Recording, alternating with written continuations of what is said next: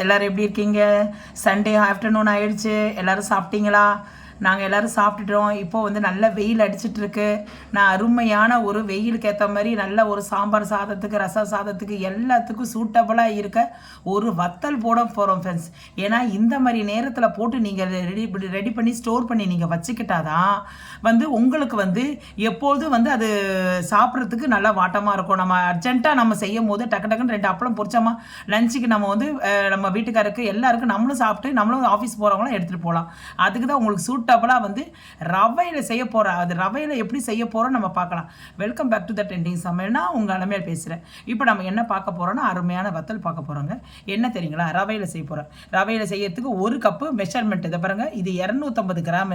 இதோடைய கப்புடைய இது measurement 250 gram. இதை வந்து நான் வந்து இதை வந்து நல்லா வந்து ஒரு மிக்சிங் பவுல் எடுத்துக்கோங்க.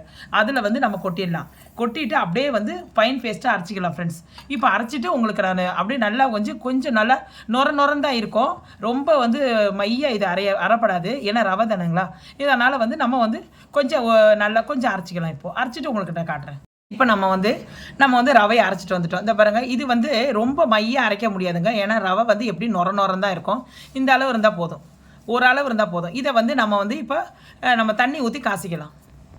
ஓகே ஃப்ரெண்ட்ஸ், இப்போ ஒரு அலுமினிய குண்டா வச்சுக்கோங்க. நம்ம எந்த கப்பால் வந்து ரவை அளந்தோமோ இதில் ஒரு 7 கப்பு, 1 கப்பு ரவைக்கு 7 கப்பு தண்ணி ஊற்றிக்கோங்க.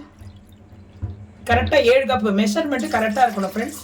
ஏன்னா நான் எதுக்கு அலுமினிய குண்டா வைக்கிறாங்கன்ட்டு தெரியும், உங்களுக்கு தெரியும். நான் சொல்கிறேன், அதுக்கு உண்டான காரணத்தை சொல்கிறேன். இந்த 2 கப்பு இதே மாதிரி 7 கப்பு ஊற்றிக்கோங்க. ஓகே ஃப்ரெண்ட்ஸ், இப்போ வந்து நம்ம 7 கப்பு தண்ணி ஊற்றிட்டோம். இதில் வந்து நம்ம என்ன பண்ண, எதுக்கு நான் உங்கள் அலுமினிய குண்டா வச்சிருக்கிறேன்னு நீங்கள் கேட்பீங்க.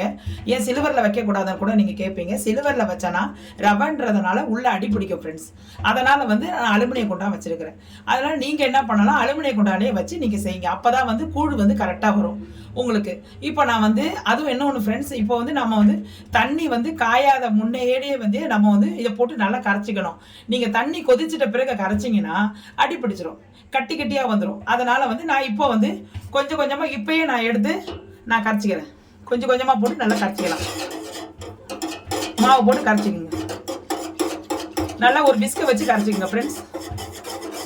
அடி பிடிக்கக்கூடாது.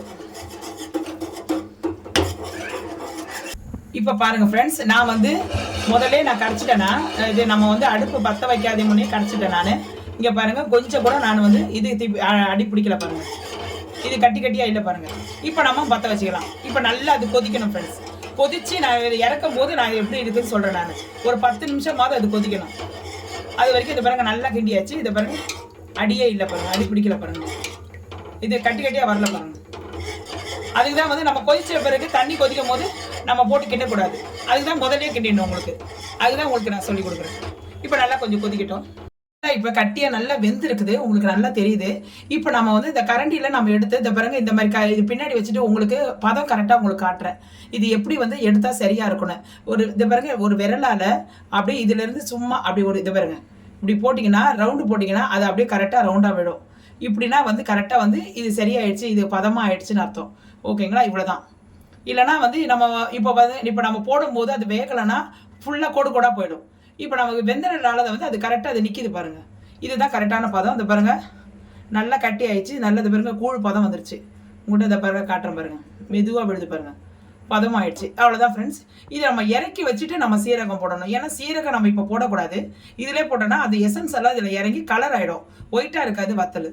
அதனால் இதை இறக்கி வச்சுட்டு இப்போ இறக்கிடலாம் ஃப்ரெண்ட்ஸ். அடுப்புலேருந்து நம்ம இப்போ இறக்கிடலாம். ஓகே ஃப்ரெண்ட்ஸ், இப்போ தேவையான உப்பு போட்டுக்கோங்க. இறக்கி வச்சுட்டேன் ஃப்ரெண்ட்ஸ். இறக்கி வச்சுட்டு தான் உங்களுக்கு நான் போடுறேன். தேவையான அளவு போட்டுக்கோங்க. ஒரு உப்பு கொஞ்சம் முன்ன பின்ன இருந்தால் தான் வத்தல் நல்லா காஞ்சும் போது, வெயிலில் காயும் போதே கொஞ்சம் பாதி இழுத்துரும் உப்பை. அதனால் வந்து உங்களுக்கு நான் வந்து சொல்கிறேன். இப்போ பாருங்கள் ஃப்ரெண்ட்ஸ், இப்போ நம்ம வந்து உப்பு போட்டு கலக்கிட்டோம். இப்போ நம்ம சில்லி ஃப்ளெக்ஸ் போட்டுக்கலாம். உங்களுக்கு தேவையான அளவு காஞ்ச மிளகா, இது உங்களுக்கு தேவையான இது ஒன்றும் இல்லை ஃப்ரெண்ட்ஸ். காஞ்ச மிளகாவை நம்ம மிக்சியில் போட்டு ஒரு அடி அடிச்சுட்டா இது வந்து நம்ம வந்து வத்தல் வந்து காஞ்சி வெளியே வரும்போது அது பார்க்குறதுக்கு கொஞ்சம் நல்லா இருக்கும், கலர்ஃபுல்லாக இருக்கும். அதனால் வந்து உங்களுக்கு தேவையான அளவு நீங்கள் வந்து போட்டுக்கோங்க. காரம் கொஞ்சம் கம்மியாக இருந்துச்சுன்னா கம்மியாக போட்டுக்கோங்க. நம்ம வந்து சாப்பிட்றதுக்கெல்லாம் நல்லா கொஞ்சம் காரமாக இருக்கணும் அப்படின்னா இப்படி போட்டுக்கோங்க. அதுக்கப்புறம் வந்து கொஞ்சோண்டு கொத்தமல்லி போட்டுக்கோங்க. கொஞ்சோண்டு வந்து புதினா இருந்தால் போட்டுக்கோங்க. கொஞ்சோண்டு வந்து சீரகம் போட்டுங்க ஃப்ரெண்ட்ஸ். இப்போ தான் சீரகம் போடணும். சீரகம் போட போட நல்லாயிருக்கும், டேஸ்ட் நல்லா இருக்கும். போட்டு கலந்துக்குங்க.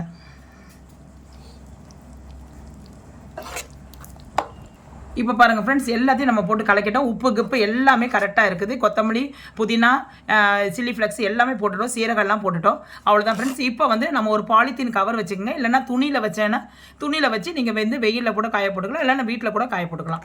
இப்போ வந்து அந்த ஊற்றும் போது உங்களுக்கு காட்டுறேன் நான். ஓகே ஃப்ரெண்ட்ஸ், இப்போ பாருங்க இதே மாதிரி ஒரு பிளாஸ்டிக் கவர் எடுத்துக்கோங்க. நான் வந்து கொஞ்சம் கொஞ்சமாக இந்த பாருங்க கரண்டியில் எடுத்துக்கிட்டு இந்த பாருங்க இப்படி ஊற்றி ஃப்ரெண்ட்ஸ் கொஞ்சம் திக்காக ஊற்றுங்க. ஏன்னா வந்து அது இது மெடிசாக ஊற்றிங்கன்னா வீரில் விழுந்துடும். இந்த பாருங்கள் இந்த மாதிரி அப்படியே தடவி உங்களுக்கு வாட்டமாக இருக்கா பாருங்கள். நான் சின்ன கரண்டி எடுத்துருக்கிறேன். அப்படி உங்களுக்கு வாட்டம் இல்லைன்னா டீஸ்பூனில் கூட நீங்கள் எடுத்துங்க.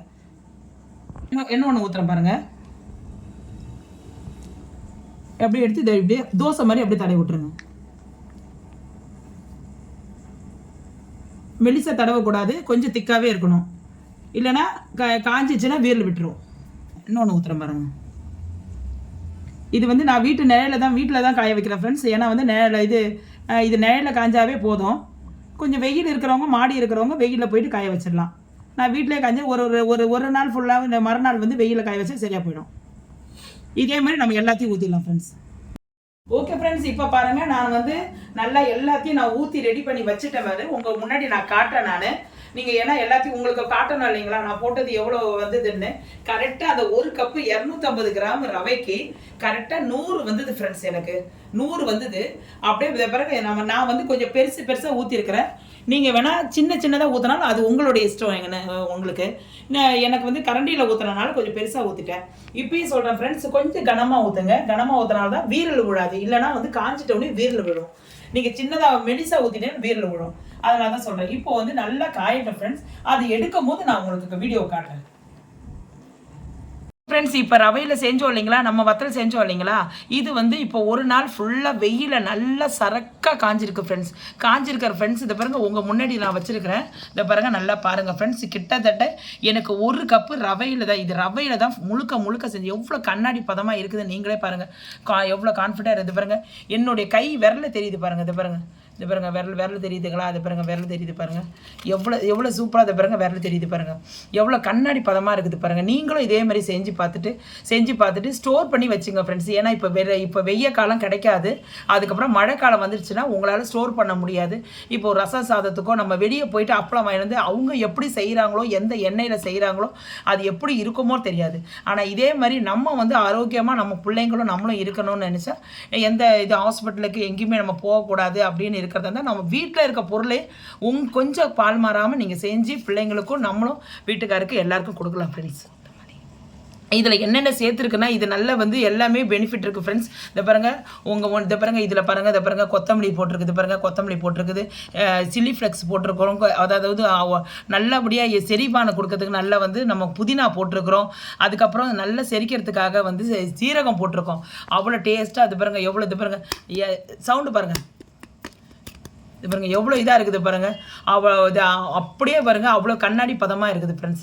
இதை நீங்களும் செஞ்சு பார்த்துட்டு எப்படி இந்த மழை அதாவது மழை வரத்துக்குள்ளே இந்த வெய்ய காலத்தில் ஸ்டோர் பண்ணி நீங்கள் நல்லா ஒரு நல்ல பிளாஸ்டிக் பாக்ஸில் போட்டு பண்ணி வச்சுக்கோங்க ஃப்ரெண்ட்ஸ். இப்போ வந்து இது பாருங்கள் கிட்டத்தட்ட எனக்கு இவ்வளோ பாருங்கள் ஒரு பேஷண்ட் ஃபுல்லாக வந்திருக்கு. நீங்களே இதை பார்க்குறீங்க. ஆனால் வந்து கிட்டத்தட்ட எனக்கு 100 அப்பளம் வந்திருக்கு ஃப்ரெண்ட்ஸ்.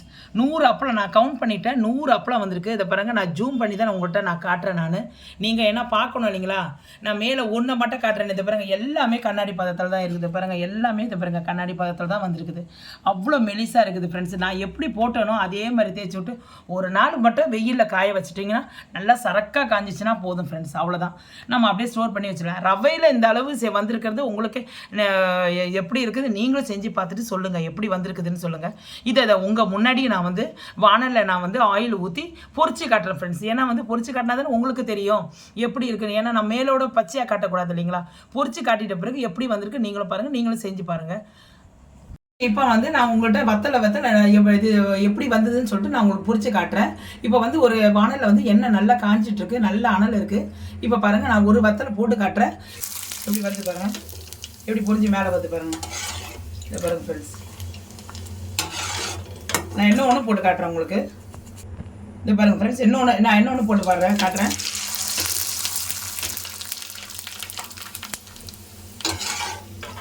பாருங்க ஃப்ரெண்ட்ஸ், எவ்வளோ சூப்பராக இருக்குது பார்த்தீங்களா? பாருங்கள், நம்ம ரவையில் வந்து நம்ம செஞ்சு எடுத்துகிட்டு வந்து இதை பாருங்கள் பொரிச்சு எடுத்து வந்து உங்கள் முன்னாடி வச்சுருக்கிறேன். இதை பாருங்கள் உங்கள் முன்னாடி வச்சுருக்கிறேன்.